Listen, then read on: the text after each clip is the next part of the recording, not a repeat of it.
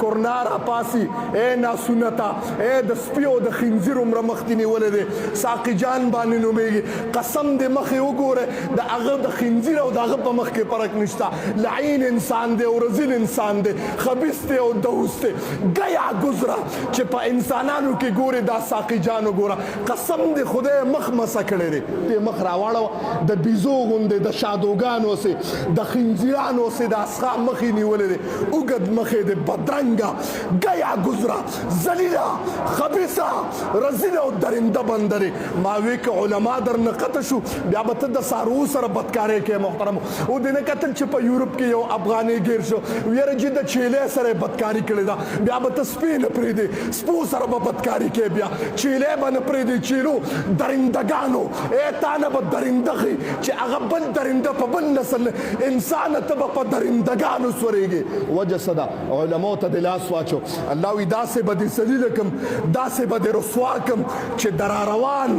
نسل دپاره به دې د عبرت نشانه وګرځوم یا به دې د سپي سره په بدکارۍ باندې مخ تور کړم یا به دې د چیلې سره په بدکارۍ باندې مخ تور کړم یا به دې د هلک سره په بدکارۍ باندې مخ تور کړم یا به دې د اجرا سره ګیر کړم مه کوه علماو پسې بدې بدې محترمو یو جمله وایم چا چې علماو پسې غپلي دي جملې ته سخت الفاظ به یې زما نن په منبر کمپرومایز والا خبره نه کوم چا چې په علماو پسې غپلي دي هغه تر مرګه پورې بیا غب غب کړي وګوره د مناظر احسن ګیلاني یو عالم دی وګوره هغه وایي زه یو پړو مې واچو یو ځای کې کېناستم هوټل کې په سفر هم جلسې نه روانم ما وکتل موږ سره خوا کې یو کس دی 15 منټه پس پې د سپو سې غب غب کول نو موږ له حیا راله موږ وایي که دا موږ پسې غاپي توجه شته دې جملې ته مې الفاظ خو بد نه لګېږي توجه ډېره غواړه ما وایي که دا موږ پسې پېښې کوي چې غب غب کوي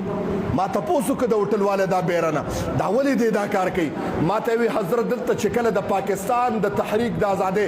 علماء تحریک چلو نو یو جمله ویم محترمو علما چې خبرې کوي دي کې به حکمت درنده به راپاسي د خنزیر غوندې د اسخاب پلید مردار شکل به یې نیولي او غاپي به مناظر احمد ګیلاني وی قسم دې ما وی که موږ پسې غاپي ما وی دا ولې غاپي ما ته وی د حسین احمد مدني رحمت الله علیه جلسه کې تحریک آزادۍ د پاکستان په سیاسي بیان کې د سټیج ته وخته حسین احمد مدني ته وی څه د سپو غوندې غاپې پکې یوه میاشت نه وه تېره خدای د ده ژبه مسه کړه مخې وله مسه کړه د ټوله زندګي خبرې نشي کولی د سپو هسې غاپي محترم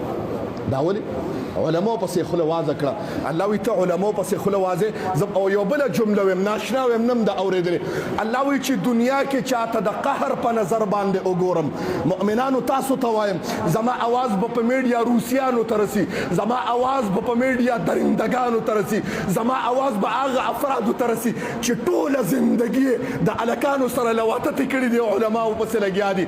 بد مرګ به دي بر تموتون فیما تعیشون وتقومون الله وی چې د قهر په نظر دته دنیا کې وګورم نو ستا خوله به د عالم پسې اوس پړم بس دا دې زه ذلیله کوم په دنیا کې توجه شته دې جملې ته الله وایي چې زه دې ذلیله کومه نو ستا ژبه به په عالم پسې ډایرکټ کم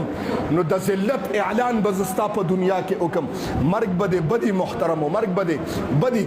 محترمو په جومات کې تماله راکې 6,000 روپۍ تاسو وایي په 6,000 روپۍ باندې د نسواري د میاشتې کار کېږي مونږ سرکاري نوکري کولی شو نه کوو روزګار کولی شو نه کوو د دنیا په هر سیز باندې مونږ چې دی نو پوره پوره یې کولی شو خو کوي نه ولې نه کوو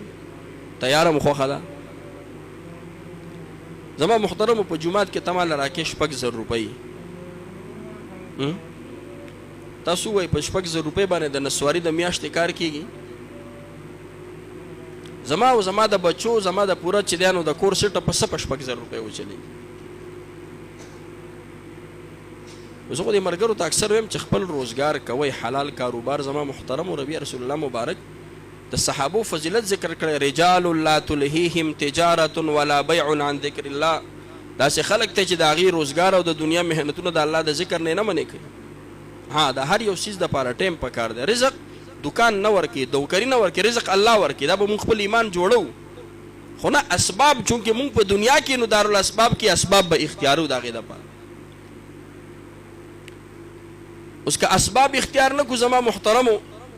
نو بیا به خلک تپوس کړي چېرې مولي صاحب کاروبار دې هم نشته دی دومره خرچې د کم ځای نه کېږي کېدای شي یو محبت کوونکی راشي د میاشتې چې دی نو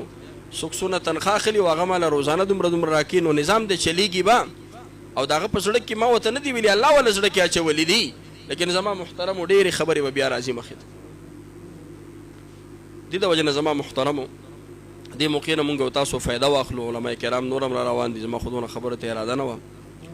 انشاءالله چې مونږ او تاسو د دې خپله قدر وکړو ماحول ورته جوړ کړو خپل چې دی نو وختونه وله ورکړو که دوی په نورو څیزونو کې زمونږ او ستاسو نه که په پټو کې مصروفه شو په مدرسو کې مصروفه شو بیا مونږ له ټیم نه وباسي بیا به خفګانونه کوو سبا چې بی ټیم ورسره نشته یا نه راکوي نو دا به مونږ او تاسو د خپلې سستۍ د وجې نه کړي دې د وجې نه زما محترمو دپاره چې دی نو ماحول جوړ کړو ټیمونه والا مقرر کړو کوم ضرورتونه او اسباب د ضرورت دي د هغې انتظام ورته وکړو مثال په طور باندې استاد چې دی نو ټیم مقرر کړو هلکه عمر طاهر الله مولوي صاحب ته به سهار د 8 نه د 9 پورې دلته کې درس کې که څوک راځي او که نه راځي زما په کور کې به ماحول لوسپیکر انتظام ورته وکړو هر څه وکړو